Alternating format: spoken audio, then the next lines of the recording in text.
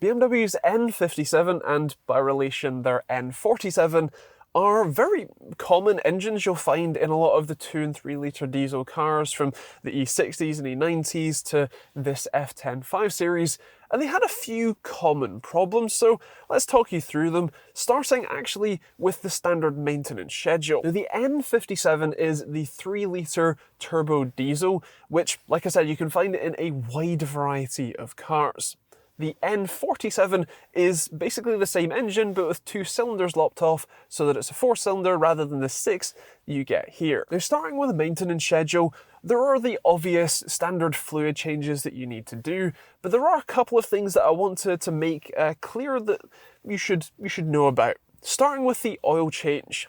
Now, BMW reckons that this should be done every 15,000 miles or so, but if you want to preserve the life of your engine past 80 to 100,000 miles, then you definitely want to do that more often. The standard oil change in most normal cars is every sort of 10,000 miles or so, or once a year, although if you want to be really particular and really careful with your engine, especially with these engines thanks to their rather fragile timing chains, as we'll get into in a second, you want to maybe move that closer to every 5,000 miles. There's then the usual air filters, which you do every 2 to 3 services or every 2 to 3 years. But the other major thing that BMW doesn't recommend as part of the standard maintenance schedule is replacing the transmission fluid, especially if you have the ZF 8-speed, the 8-speed automatic gearbox, because BMW says the fluid in that is a lifetime supported. But in reality, ZF reckons that you should change it after 60,000 miles or after 8 years, whichever comes first. Doing that flush isn't the hardest thing in the world, although you will need to replace the bottom of the pan, as that has the filter housing in it, and you want to use ZF brand oil for the best amount of reliability possible, and so it can add up a little bit in cost, but it's not the hardest thing to do in the world, so if you did want to DIY it, it's not too difficult. So those are the main things you need to know about servicing that maybe BMW wouldn't tell you, but what about those common issues that actually fairly heavily plague these engines? Well, the first one, like I mentioned, is the timing chain. It's at the back of the engine, which makes it pretty difficult to replace. Generally speaking, it's an engine out job if you want to have that done, and you will pretty much need that done somewhere between 100 and 150,000 miles, as if you don't have it done, they flat out snap and, well, that's the end of your engine. Those regular oil changes I mentioned help extend the lifespan significantly of the timing chain, so if you keep up with those regular services and oil changes, then it's not as much of a big deal and you don't have to be too worried about it as you creep into that sort of 100,000 mile mark. If you do own an N47 or 57 nearing the sort of 100,000 mile mark, don't be too worried, at least initially, because what you should do is be listening out for, on a cold start of the engine, if there's a lot of rattling coming from the backside of the engine. If there is, that means that the timing chain guides that hold it in place and keep the chain nice and tense are effectively worn out and will need replacing along with the chain.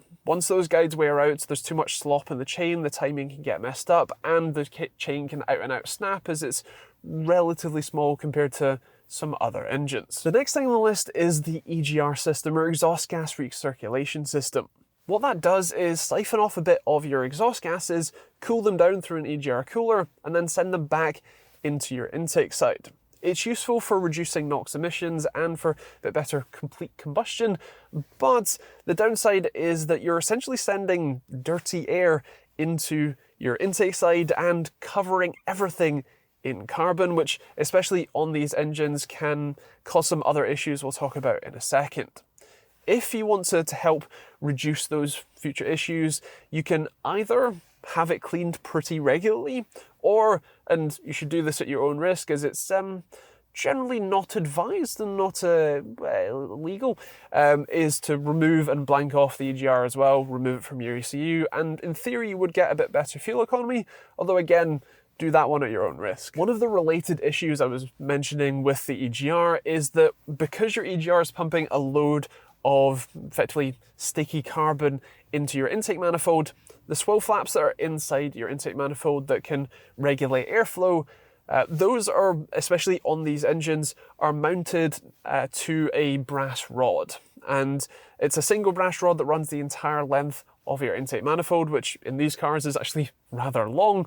But with the carbon build-up, it makes the brass rod have to work harder to move those flaps around, and over time the rod wears and can snap, and the whole assembly can fall into your engine, which is, let's just say, a very bad time. Next on the list is the DPF, or diesel particulate filter.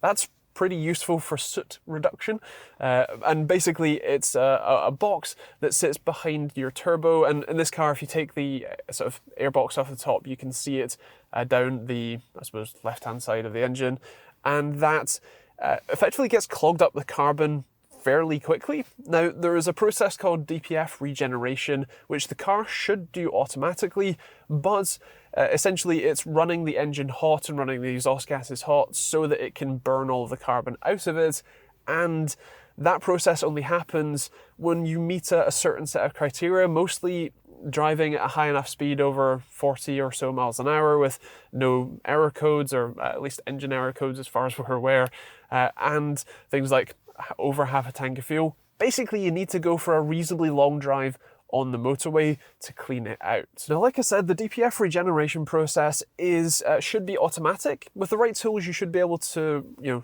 start a regeneration or force one yourself. But as long as you're not exclusively driving it like around town and you're doing longer motorway journeys at least like once a month, then you should be okay.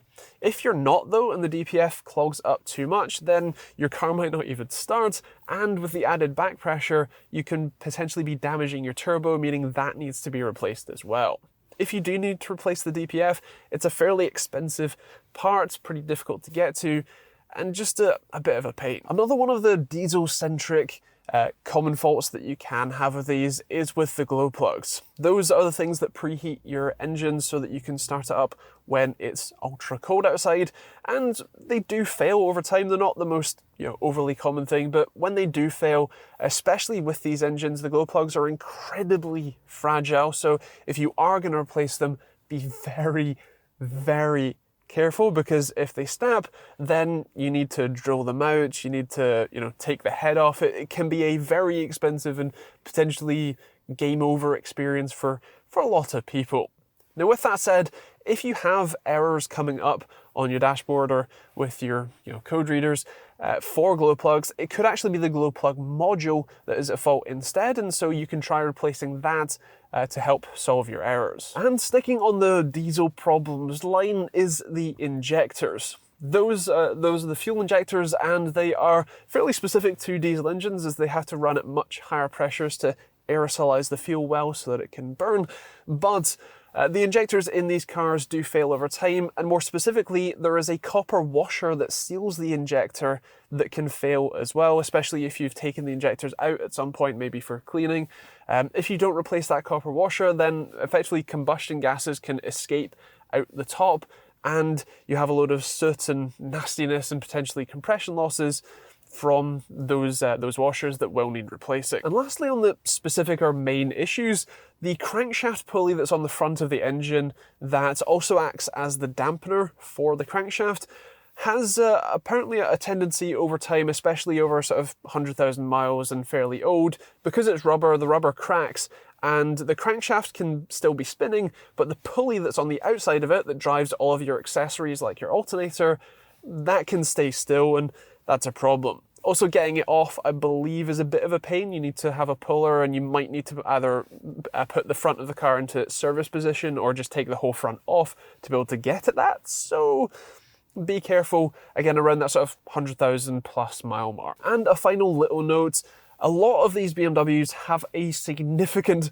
number of sensors, and myself and the owner of this car have had a lot of experience in those sensors going wrong, and it's a massive pain to get sorted, so be aware of that. Also, the turbos can fail, especially at higher mileages, and again, things like if your DPF gets too clogged, that can help make it fail a little bit more prematurely. So again, keep those sorts of things in mind if you're buying those higher mileage or driving those higher mileage cars. So that's a look at the common issues with BMW's N57 engine, and by extension the N47 is, like I said, it's the same thing, just with 2 less cylinders.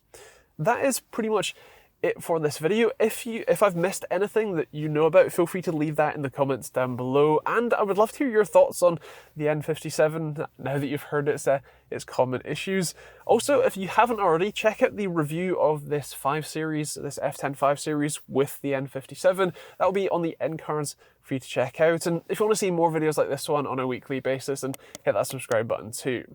Otherwise, that is pretty much it, so thanks for watching, and we'll see you on the next video.